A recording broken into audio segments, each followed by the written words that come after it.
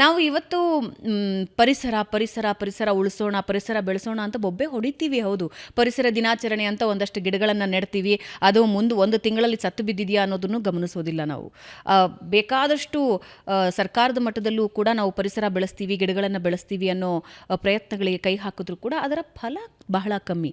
ಬಹುಶಃ ನನಗೆ ಗೊತ್ತಿರೋ ಪ್ರಕಾರ ಒಂದು 20-30% ಮಾತ್ರ ಅದರ ಪ್ರತಿಫಲ ಕೊಡ್ತಾ ಇದೆ.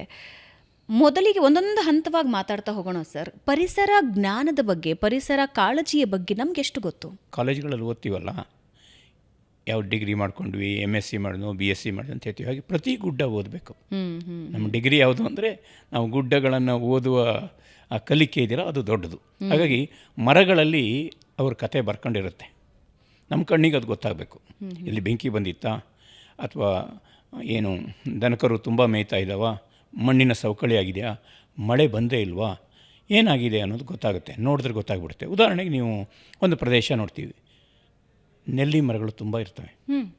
ನೆಲ್ಲಿ ಮರಗಳು ತುಂಬ ಇದ್ದಾವೆ ಅಂತಂದರೆ ಜಿಂಕೆ ಇದೆ ಅಂತ ಅರ್ಥ ಅಷ್ಟೇ.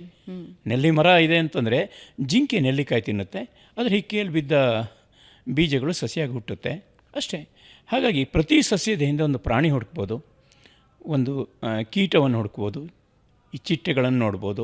ಹಾಗಾಗಿ ಅವಲಂಬಿತ ಜೀವಿಗಳ ಅರಿವನ್ನು ಪಡಿಬೋದು. ಹಾಗಾಗಿ ನಾವು ಇದು ನೋಡ್ತಾ ಇದ್ದೇವೆ, ಇಲ್ಲಿ ಚೆನ್ನಾಗಿ ಇಷ್ಟೊಂದು ಪ್ರಾಣಿ ಇದ್ದಾವೆ ಅನ್ನೋದು ನಮ್ಗೆ ಗೊತ್ತಾಗ್ಬಿಡುತ್ತೆ. ಈ ಕಾಡಿನ ಅರಿವು ಅನ್ನೋದಕ್ಕೆ ಅದಕ್ಕೊಂದು ಇತಿಮಿತಿ ಚೌಕಟ್ಟು ಅಂತಿಲ್ಲ, ಅದೊಂದು ದೊಡ್ಡ ಕೋಶ ಅದು. ಹಾಗಾಗಿ ನಾವು ಏನು ತಿಳ್ಕೊಂಡಿದ್ದೇವೋ ಅದು ನಮ್ಮ ಅಲ್ಪಮತಿಗೆ ಸಿಕ್ಕಿರುತ್ತೆ ಅಷ್ಟೇ.